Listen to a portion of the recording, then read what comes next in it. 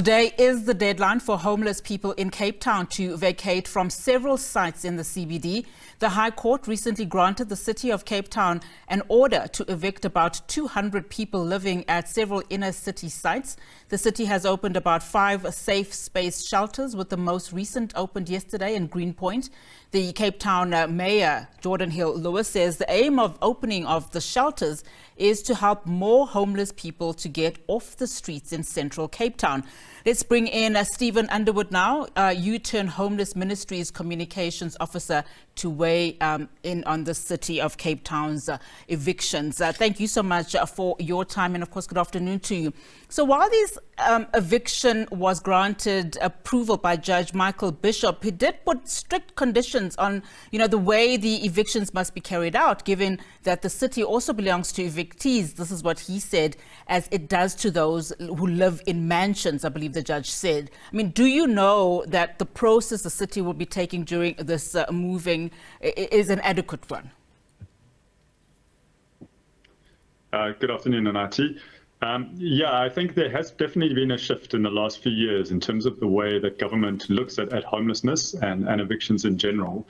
There is a shift towards taking a more caring approach and trying to balance out the fact that, as the mayor very often says, no one has the right to reserve a public space exclusively as their own. But as you mentioned, as the judge said, this city belongs to everyone. So solutions have to be in place. And I believe that, opening the safe space just in the nick of time by the city is certainly going to help in terms of this particular cohort that is evicted. We know that not everyone from this cohort of eviction will go to that safe space, and others will just move to other public spaces. So it is a little bit of a game of cat and mouse when you take sort of the law approach of eviction of homelessness. But the city, they don't have much choice in that regard. As soon as people set up temporary structures, they've sort of reserved that public space for their own, and then the city have to respond through that court intervention. But I think, yes, it is important to align it with caring interventions such as providing shelter as well. I take your point in terms of, we are starting to see a shift in how we deal with homelessness, albeit in some instances under duress. But are these safe space shelters that will now be used to house these homeless people from the evacuated buildings enough, to resolve and address underlying systemic issues that speak to homelessness, that speak to land issues and poverty, not just in Cape Town, but also, throughout the country? I think it's a start, but it's certainly not enough on many levels. It's not enough purely in terms of numbers. I mean, we've got more than 14,000 people living on the streets in Cape Town, and even if you add the extra 300 beds from this new safe space, we're looking at 3,000 to 3,500 beds. So it's not enough beds in the first place. And yes, you're right. Just a safe space bed is not enough of an intervention to actually assist someone out of homelessness. Homelessness is a very complex problem. So it requires, a lot of social assistance, far more than just providing a bed. I believe that the safe space that just opened does have a social worker in place with some attempts towards developmental solutions. But I think that more needs to be done in the sector to really make them sophisticated enough to support people living on the street. For example, a work-based intervention like the Extended Public Works program is great because it offers someone a 3-month opportunity to work and earn income. But at the end of that 3 months, they're not really developed to find employment of their own. So it's a short-term fix that doesn't actually lead to a long-term solution. So it's certainly the case that more needs to be done in terms of adding scale to existing infrastructure and adding complexity into the system. And that's why we favor an approach, obviously we're an NGO working in the sector, we favor an approach in collaboration between NGOs and the city, because I think there are NGOs out there that offer excellent rehabilitative programs, and if they can be linked to services such as safe spaces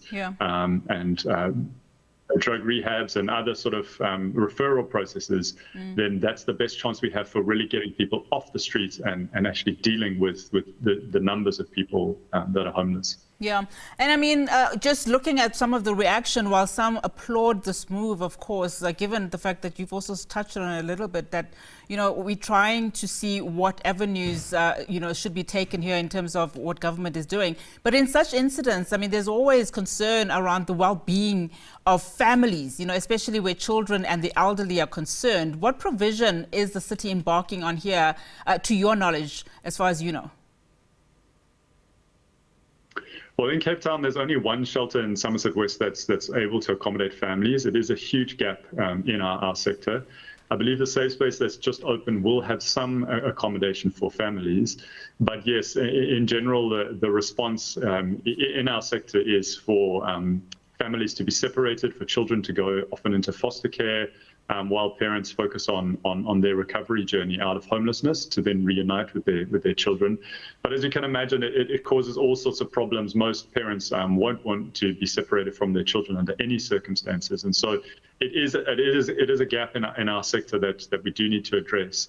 But at least the new safe space opening does have some reservations for couples and families, and I think that yes, it's something that we just need to put more budget and policy behind in terms of the way these shelters are designed and implemented.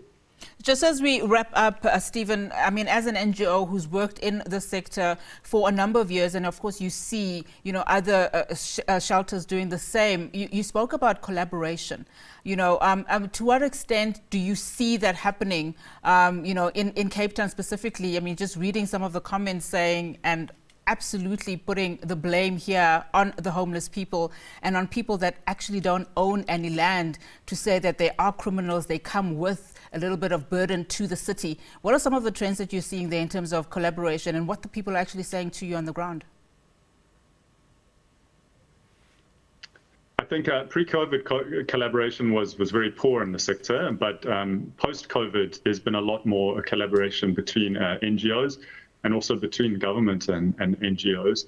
So I think that the signs are we're optimistic in terms of the future. But yeah, the scale of homelessness is so huge that we need that collaboration. There's no one NGO or section of government that can deal with it by themselves. In terms of blame, I think that it must be balanced with the fact that many people who live on the streets have suffered immense trauma that have gotten them to that point. And they are also let down by systemic failures. So I think it's something that we as a society have to look at as a whole, and that the blame lies collectively with all of us. And rather than play the blame game, actually try to look for solutions to help people off the streets and yeah, actually try to turn the homelessness situation around. Absolutely. Stephen, thank you so much for your time. Really do appreciate it. Stephen Underwood is the U-Turn Homeless Ministries Communications Officer there, just talking about what is currently happening in the city centre of Cape Town.